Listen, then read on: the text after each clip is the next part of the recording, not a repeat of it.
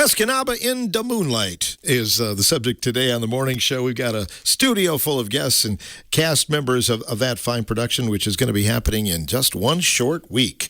And we start our conversation today with director Andrew Sharp. It was just a short time ago you were talking trivia, and we were going to be doing this show and this show, and here you are, your first big show of the year, Andrew. Right, that was back in January, and I was just saying it seemed like this date was a long way off, and here it is already. So time flies when you're having fun. Is this a show that you thought about doing, dreamed about doing for a while? Yeah, not really. I actually just had the idea before one of our meetings where we decide what shows we're going to do for the year.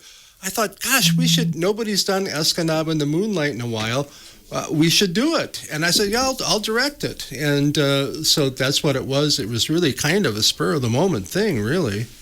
Is it a different show to direct from some that you've had recently? It's a smaller cast, right? It's the smallest cast I've had since I did Steel Magnolias in like 2002 or somewhere in there. So, more than 20 years, it's the smallest cast that I've had. It's a different show to direct because when we did auditions, Glenn Dunn came to me very selflessly and said, "You got enough people, I don't need to be in the show, I'm willing to be assistant director." And then Dave Tim came up to me and said, "You got enough people, I don't need to be in the show, I'm willing to be assistant director." So we've all been directing the show together, and in the program it's going to read that there are 3 directors. There are no assistant directors because they've done such a great job helping out. Glenn's got many, many years of experience. Dave's got many, many years of experience directing, acting, and putting it all together. So when we're doing the rehearsals, kind of the load is not entirely on me to go do this, do that, or think up funny bits of business. I've got Glenn and Dave there to do it as well, and they think of stuff that I never would have thought of, and I hope I think of stuff too. And so it really has greatly improved the show, I think. Glenn doesn't have a microphone, but I believe he's been in this production before, hasn't he? Right, which is why his help is so invaluable, because he said, when we did it, I did this or they did that, or there's liquids on stage. There's magic Native American potion, and so we're asking him, how did you do that? They're throwing beers around, how did you do that? So just things like that, it helps out a lot. Well, you don't have to get musical direction. You don't have to, worry about those kind of cues and things like that. Right. So. Oh, yeah. Much, much simpler than a musical. You don't have to set up for the dance scenes and stuff like that. And the other really interesting thing about this show is that we're able to rehearse the whole show every night. It's a short show. It's an hour and a half. And so every night we can rehearse the whole thing. And I mean, we didn't do that every night, but we did that way more than you usually can. Usually you're doing sections of a show at rehearsals until the end when you're doing the whole thing. But we've been doing the whole thing right from the beginning. So tell me about the origin of the show, the history of it. Well, Jeff Daniels, who he's most famous for Dumb and Dumber to the public, but he's really a theater guy, and he made all these movies and things like that, and then kind of took a step back from Hollywood somewhere in the 1980s, started his own theater company in Michigan, and had this play in him. I think that he's had experience going up to the UP, and he must have to write this.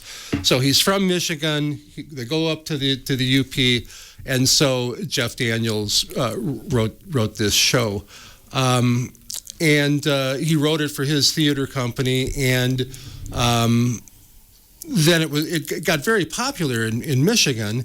Somehow he managed to convince somebody to let him make a movie, a small kind of indie sort of movie. But he couldn't really get distributors for it, the distributors who will get it into theaters all over the United States.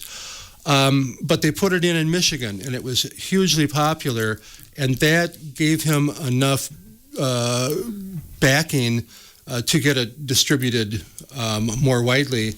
And so they got the movie out there. But there's also the play, which has been done in Michigan many times, and he actually used people from his theater company in the movie. Like the guy that plays the Jimmer is somebody from his theater company. So that's really the origins of it. I'm probably one of the ones that saw it in its first run in the theater because it was kind of here and it was gone. But in your opinion, I mean, I've always thought that the stage production is better than the movie. But what is your thought? I absolutely think that the stage production is better than the movie. I saw the movie and thought that they dragged things out too much. He's running through the woods and stuff like that. It just doesn't have the punch. This is also the first play that I can think of where I'm telling my cast, slow down. Usually it's the opposite thing, speed up. We got to take the air out of this.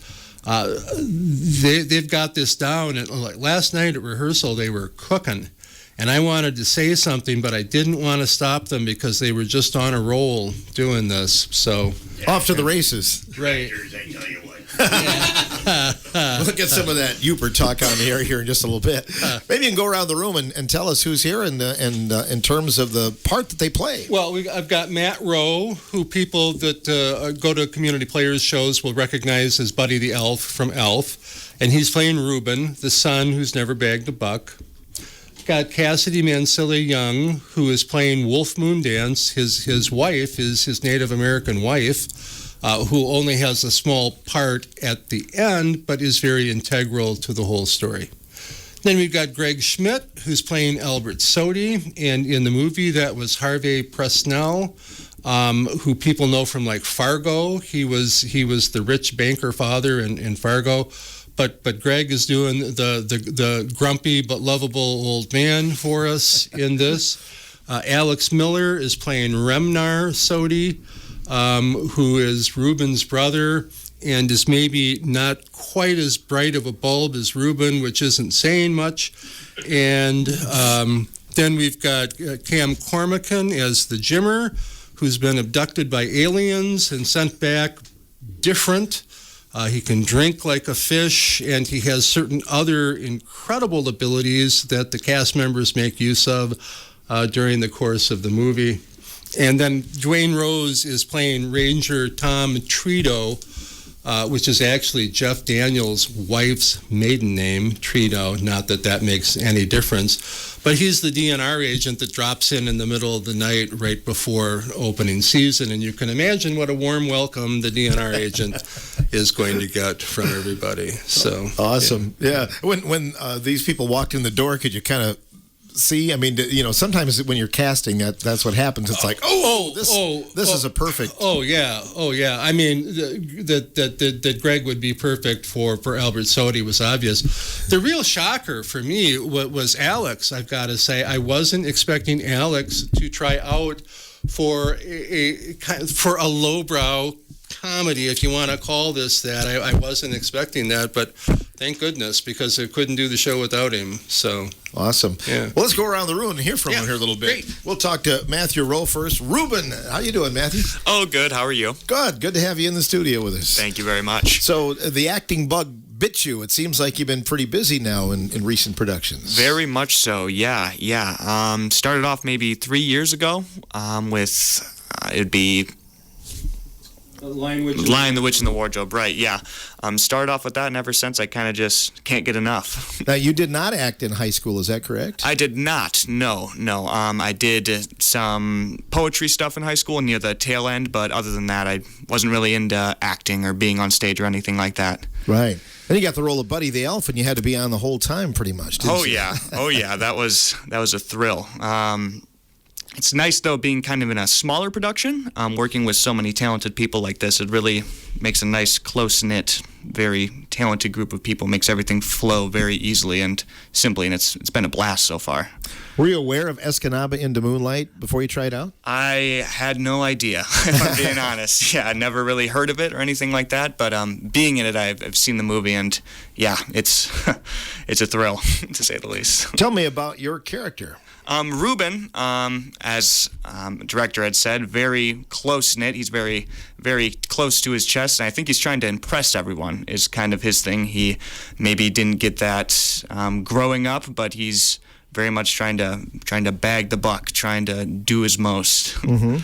And are you the one that has not gotten a buck? Correct. Yeah. Yes. You've Oldest Sodi in the history of Sodis. He's kind of trying to get it done. So that in itself is pretty humorous. There. Oh, yes. Do you have some in real life hunting experience? Oh, yeah. I prefer a tree stand, if I'm being honest. Like to get up there, but yeah. Go out with my dad a fair lot. He was a trap shooter at Ithaca. Oh, trap shooter. Okay. So you have a little gun experience. Oh, yes. All-state trap shooter. Yep. Oh, that's awesome. Nobody else in the cast can probably say that. I don't believe so, no. So have you ever been at a deer camp that, and I don't want to say is similar, but... I'd say yes. I know a group of people very close to my house, actually, where I used to live, kind of a half-mile walk, and there's this cabin in the woods, and it's quite similar to what we got going on in our set, just got skulls everywhere and posters and such, but yeah, very similar to the authentic feel of a deer camp. There's so much going on here. I would think, is it hard to not break character? I mean, especially when you first started reading the lines. Of course, very much so. I'm still even having trouble. We're months into rehearsing now, and still every night someone makes me laugh with the way they say the line or a sound effect. It's hard not to crack up. Yeah, I bet. Andrew, you're probably doing the Gene Burkett thing. Don't be ad-libbing these parts and trying to make people laugh. No, they've been pretty good. They've been pretty good about it. And of course, I want them to fool around. I want them to play with it. That's what rehearsals are for. So that's really fine. We're not doing House of Seven Gables, and Jean wrote it herself, and so you better stick to the script. So. True. So this one does allow a little bit of that, maybe embellishment. Yeah. The script is good enough for the play. They don't need to ad-lib, and I think they know that. So. Right, exactly. What's your favorite part about being this role? I definitely say it's nice being a character that's not... started in Lion the Witch and the Wardrobe. I was kind of super evil. Buddy the Elf is opposite end of that. But it's nice being kind of a middle of the road kind of just guy who's trying to get along and get stuff done. Mm-hmm. Nice being able to act like that. I like that. Is it somewhat close to Matthew's real life persona? Or I'd like to say no, but I imagine he's a little closer than I like to say. You've gotten a buck before, though. Probably. I have, yeah, yes, right. yes. So you got that going for you. Yeah, at least. Yep. Why do you think people should come out and see the show?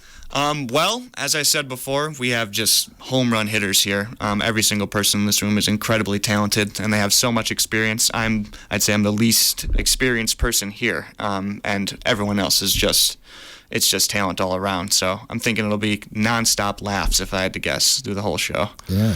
It opens a week from tonight.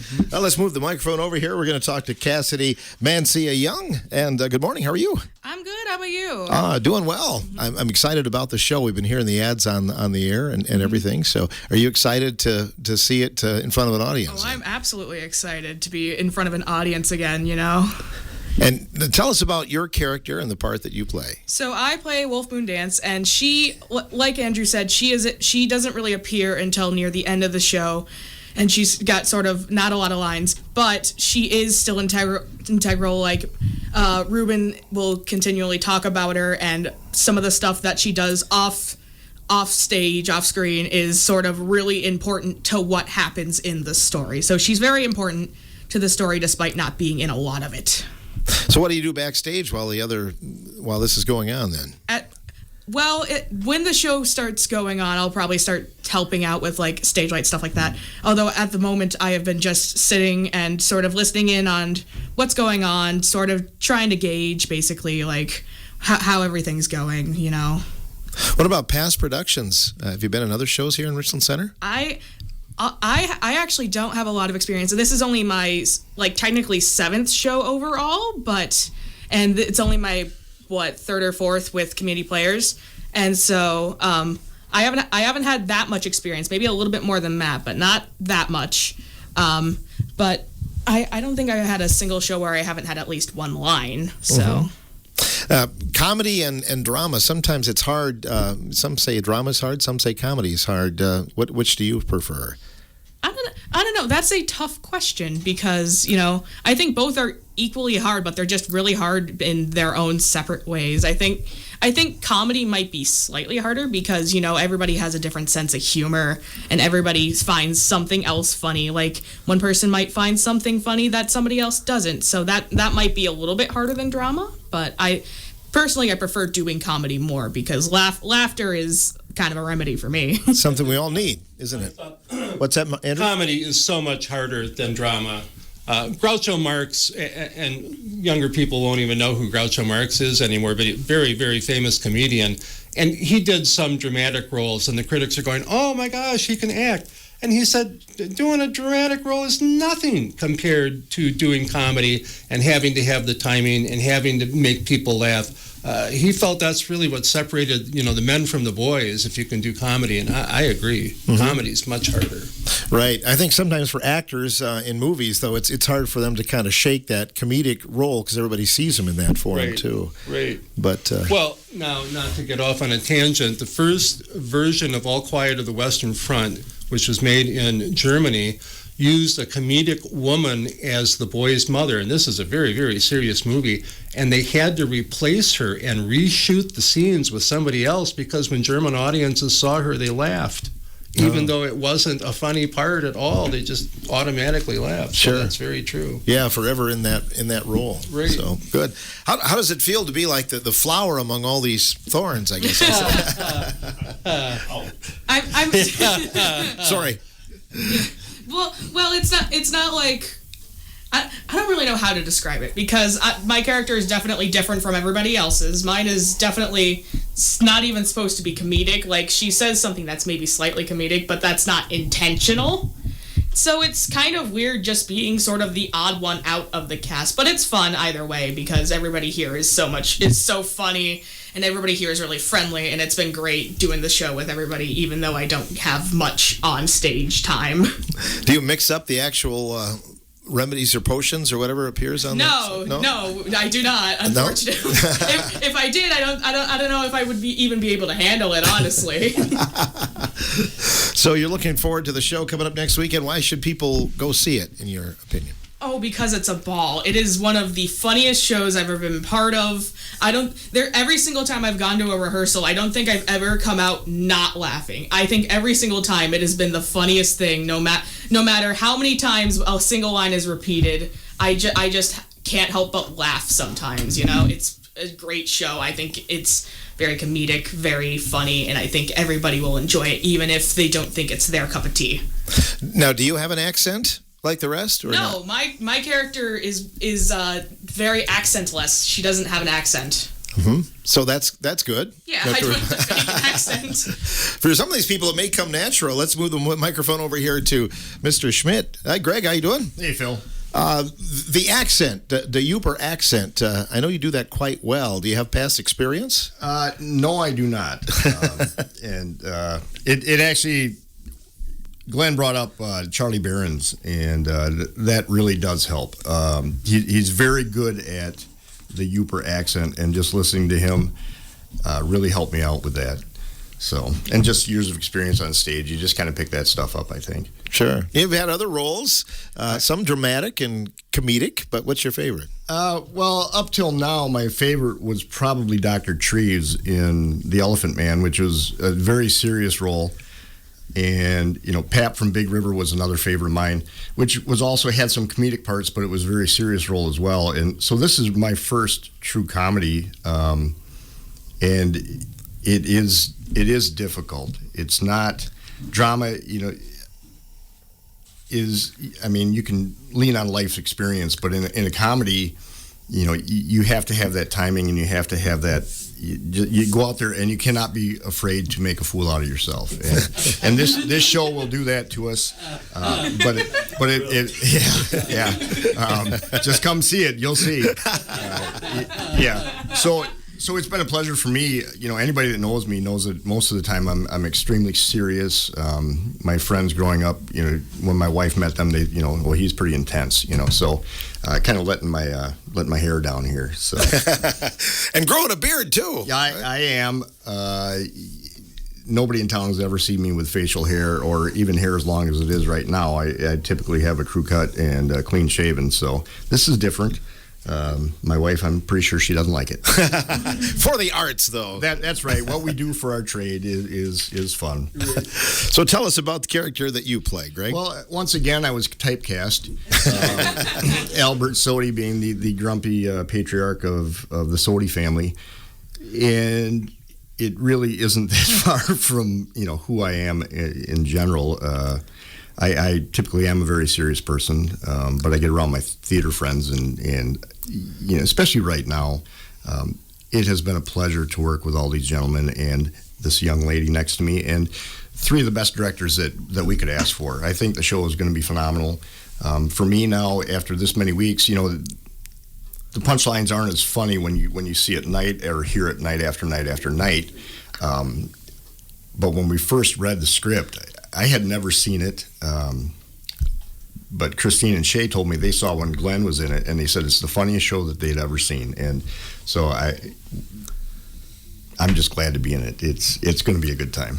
Do you find yourself talking with the Yooper accent now in everyday life? I do at work. I'm a supervisor at work, and I'll just start. Well, hey there, and then you catch yourself, and it's like, oh man, I'm my boss. But they all know I'm in the show. I don't know if they put two and two together, but it does come out once in a while now.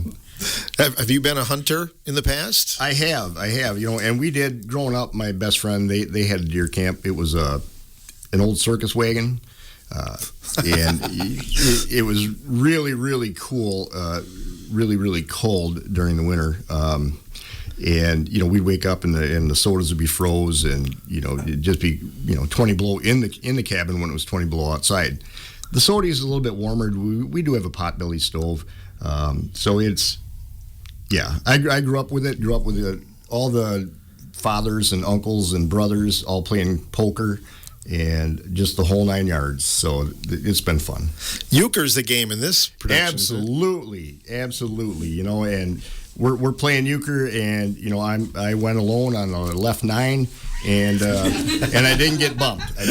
So got to count on your partner for one. So we're all right. Quite an accomplishment there. It is. Oh, this is going to be a fun show, and I know you're going to encourage all your friends and neighbors. But what about the radio audience? What would you say about the show? I would say, do not miss this show. If you want to have a 90 minutes where you can just sit down, relax, and laugh about things that, really aren't that far from what we all do anyway. If you know a man, so a lot of this show is going to resonate. Just men are men, and we're just going to show you what we're all about when we're up at deer camp, and it's really not that far from the truth. We look forward to it. Let's swing over to the other side of the room here, and we have Remnar. Is that right? Yep, that is right. Alex Miller. And how many shows have you been in with Community Players? Oh my, I've lost count. There's been a lot. Actually, with this show, this is my first show back with Community Players, and I should look it up, probably 6, 7, maybe even 8 years. So it's been a really nice homecoming. Now, Andrew said maybe it was a bit of a surprise to see you in wanting this role. Is it a stretch for you? Yes, in the sense that most of my acting right now is over in Baraboo. I'm part of the Baraboo Theater Guild. I'm part of CAB Theater, which is the Creative Alliance of Baraboo. So most of the time, even though I live here in Richland Center, most of my time is spent over in Baraboo. So I saw on Facebook that Andrew was directing this, and I'm like, I have to do this. I did it, and I'm glad I did.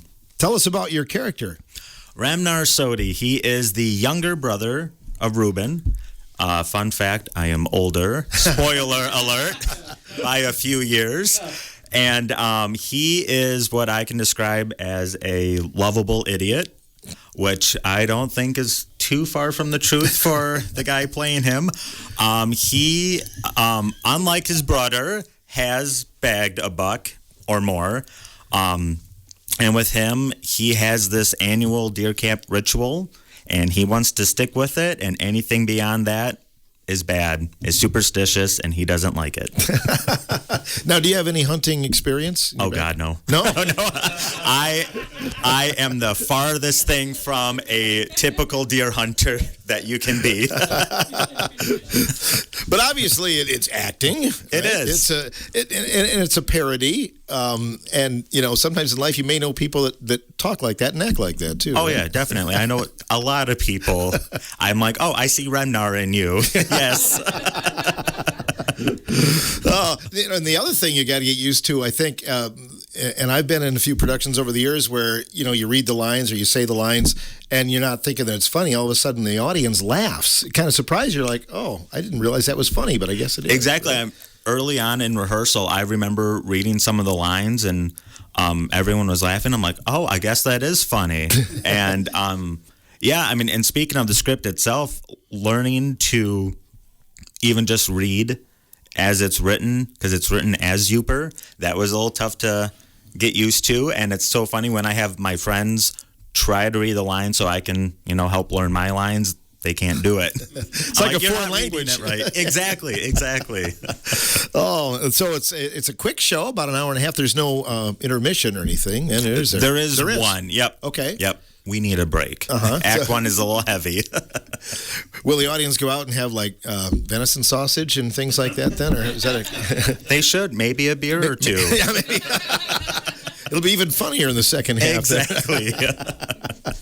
Why should people come see it, Alex? I think people should come see it, 1, because I think they can see themselves in the show. And 2, just with right now, just the climate of the country and everything, I think people need a laugh. They need a reason to come together as a community and just kind of turn off their minds and have a good time. Escape a little bit. Escape, exactly. Have you seen the movie?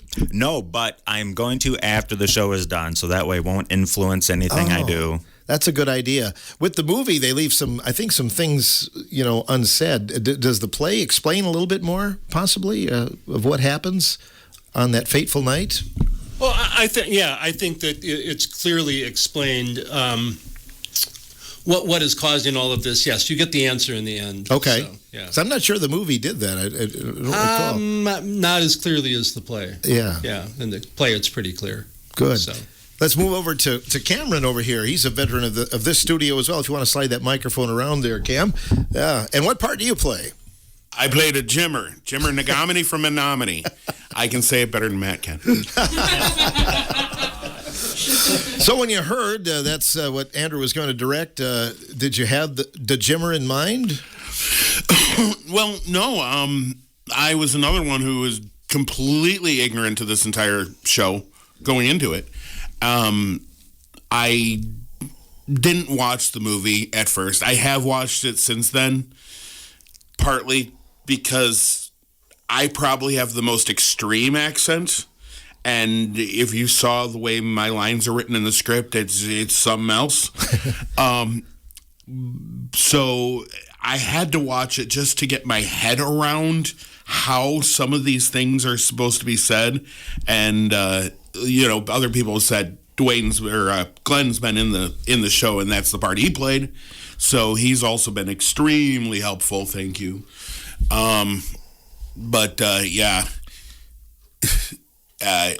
So I just knew Andrew was directing a show, and that's just kind of like, oh, Andrew's directing a show, I'll be in it. Oh, by the way, what show is it? The Jimmer is a character that can almost steal the show a little bit, can he? He's a fan favorite, I think. That's my secret evil wish. Yes. He's probably the most extreme character I've ever done, between the way he talks nearly unintelligibly. I'm trying to make him as not human as possible. So, like, I decided, like, for instance, he's constantly surrounded by invisible bats.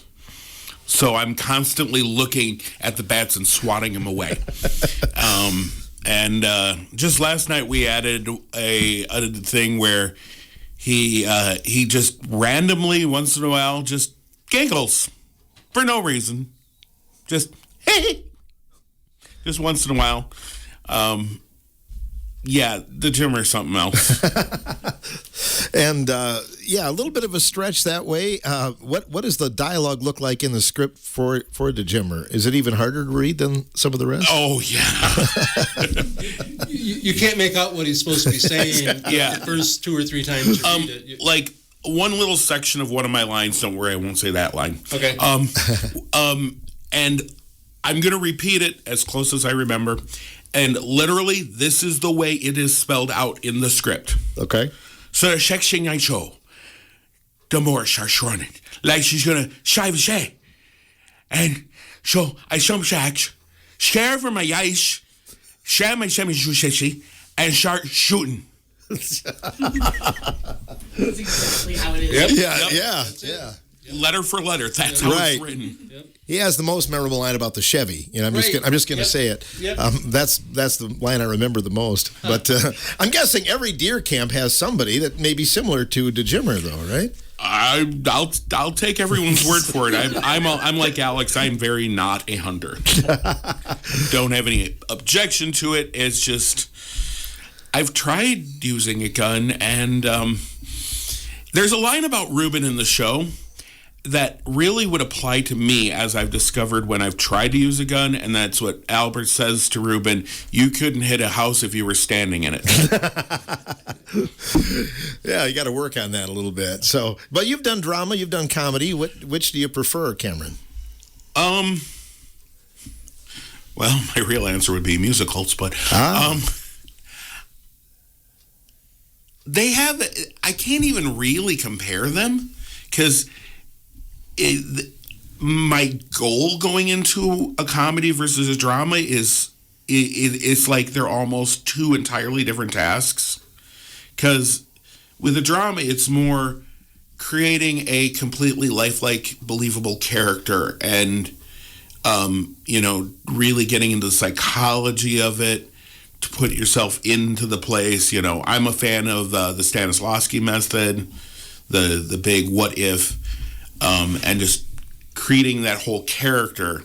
Whereas with a comedy, you do create the character, don't get me wrong, but at the same time, it's developing the timing, making sure that the right emphasis is on the right word. Because I mean, if you emphasize the wrong word in a line, you'll completely lose the comedy on that. And also just feeding on the laughter, you know, whereas drama is more just feeling the emotion from the audience and, being able to take quick side glances and seeing occasional tears coming down their face, seeing, just having the silence from the audience, and that's what's powering you, versus comedy, having, hearing that uproarious laughter and knowing that you really kicked it. Yeah, well said. Let's bring it over here to the other side of the room here, and the last guest from the cast, Mr. Dwayne Rose. This is a lot of the theater bug bit you quite a while ago, and you've been involved pretty much ever since, haven't you? About 10 years ago, yeah. 10 years, wow. So you're kind of the buzzkill in this whole thing, aren't you? When you come into Well, to be honest with you, somebody has to be the sane person. In this. So you play the ranger. I'm the DNR warden, yes. Uh-huh. So you have to come in, but you kind of get caught up in the madness a little bit, don't you? Yeah, I'm afraid so. I'm kind of an instigator of some of it. But, yeah, it's a different role, but I guess my facial expressions make it funny, and I don't know if my words make it funny as much as some of the other ones, but my actions hopefully help the situation. But have you been a hunter through your life? oh yes, Yeah, I'm afraid so. I was going to say, hate to say how many years, telling my age then, but yeah, we hunt every year, and I have ever since high school, and we really never went up north. We hunt locally, but we get together and maybe not in a cabin, but the cards and the beer and the cheese and the snacks and all that stuff. Signs on the wall and bring your big racks and that sort of thing. Oh, sure. So you tell your stories. They get bigger every year. Right. So you kind of know the whole, method of the madness there. Yeah. Now, do you have to speak with such a Yooper accent or no? No, I get to speak my own normal language. Southwest Wisconsin accent. Yes, I guess. exactly. Yeah. This is different than a lot of roles that you've played, though, isn't it, Dwayne? Yeah, comedy. Most of them been serious roles, Anne of Green Gables and that sort of thing. But comedy I got into a couple years ago, actually. My daughter called me up and said Reedsburg was doing some comedy, and Elvis Presley left the building, and I love Elvis, and she said, "You got to try out, Dad." So I did, and I got myself into more than I bargained for in that one, I'll tell you. But it was fun. That was my first try at comedy, and last year I did another one with Reedsburg Players, a comedy show, and that turned out well too. And well, Andrew, you came to watch one of them. I don't know how you think I did, but the oldest one out. You carried the whole show. Carried the show. That's awesome. That was a tough one. It was about every other line through the whole show. So wow.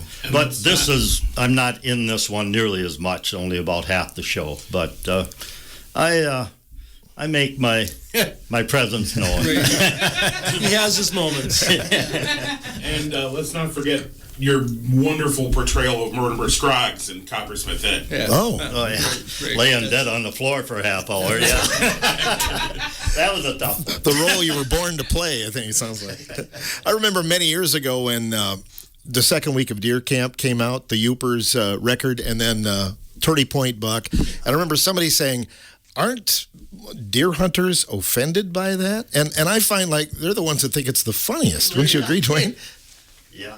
No, deer hunting's always been fun, but this is tremendous working with these guys. And I sit backstage for most of the first act, and you can laugh out loud if you really wanted to. But and they're getting better every night. They're pulling out things that weren't there before. That it's really funny, and I think laughter is the best medicine. I do too. I mean, I just hope people come and relax for an hour and a half and enjoy themselves and just kick back, Not that these cast members need energized, but I think when you get that audience in there, it's going to be even a little bit more, isn't it? And you hear that laughter, that'll fuel things, and make you try harder, Awesome. Yeah, the audience makes a lot of difference.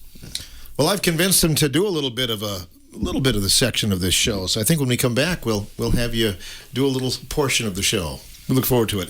Escanaba In Da Moonlight, our subject on the morning show.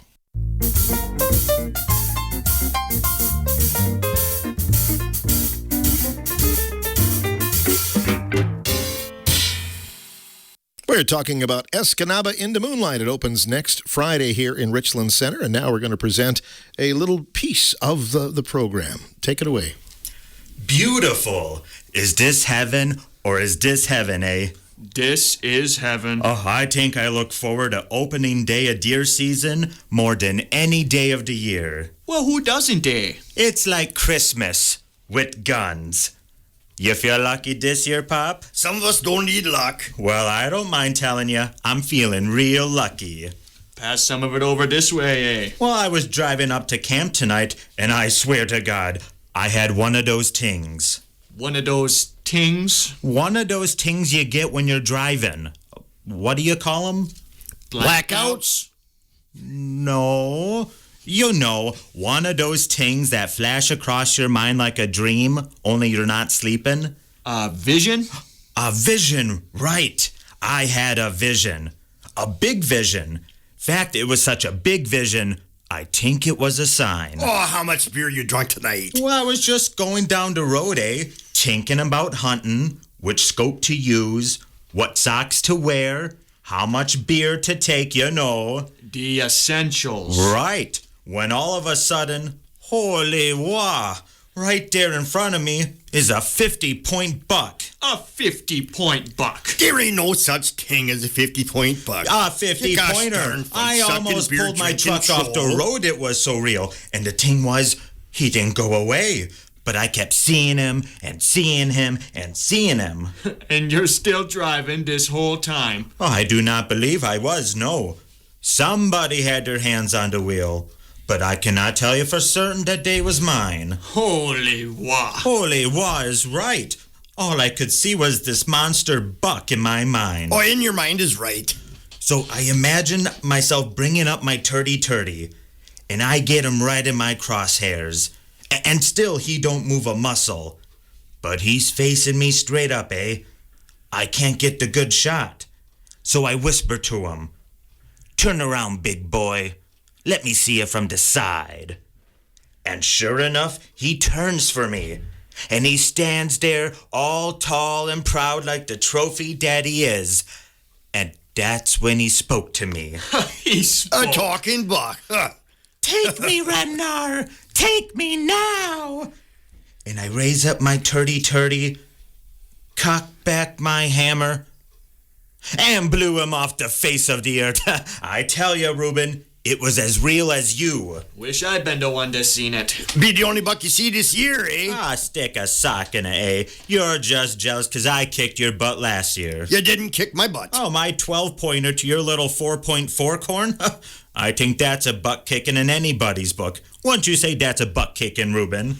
I took the four-corn and I passed up on a 20-pointer. Oh, 20-pointer. Because I didn't have a clear shot. That's right. If you can't make a clean kill, don't make the kill at all. If you ain't gonna pull the trigger, Pop, then snap a picture.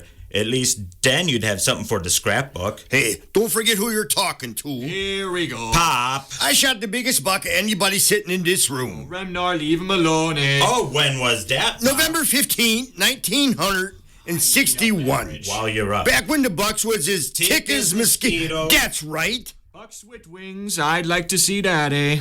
18 points, 15-inch tines, a 26-inch spread, with a weight of 285 pounds, and don't you forget it. Are you sure you didn't shoot a cow? Well, it would have been a state record if I felt like reporting it. Well, it wasn't, 'cause you didn't. The heck it wasn't. You didn't report it, eh? You don't report it, it ain't a state record. Well, I don't believe in state records. You don't believe in state records. Well, I don't believe in anything managed by the gosh darn DNR. They aren't either managed by the DNR. The heck they ain't. Reuben, what's the name of the whatchamajigger? The state's big game keeping agency down in CBM. Right, CBM. The CBM, Pop, it stands for... What? What's it stand for? The Commemorative Bucks of Michigan. Commemorative Bucks of Michigan. You gotta report it to the Commemorative Bucks of Michigan, Pop. There's only one record book that counts, and that's right here. Here we go. When your great-grandpa Alphonse tagged the Sody Ridge buck in 1922, do you think he called the state? Heck no. He'd probably hold the state record right now if he had. He come back to camp, pulled out the Sody camp log, and started writing it down for all posterior. Where is it? Oh, it's right there. Oh, here it is. 1922. 28 points with a rack spread of 33 3/4 inches. Oh, dressed at an estimated weight of 354 pounds. Boys, that's not a state record. That's a world record. Well, how do you know what's in there is on the up and up? Anybody could write anything. 'Cause it's sacred. If it's in there, it's the truth. Well, make sure there's a pencil handy. 'Cause when I come down from the ridge tomorrow, there's gonna be a new Sody record holder, eh?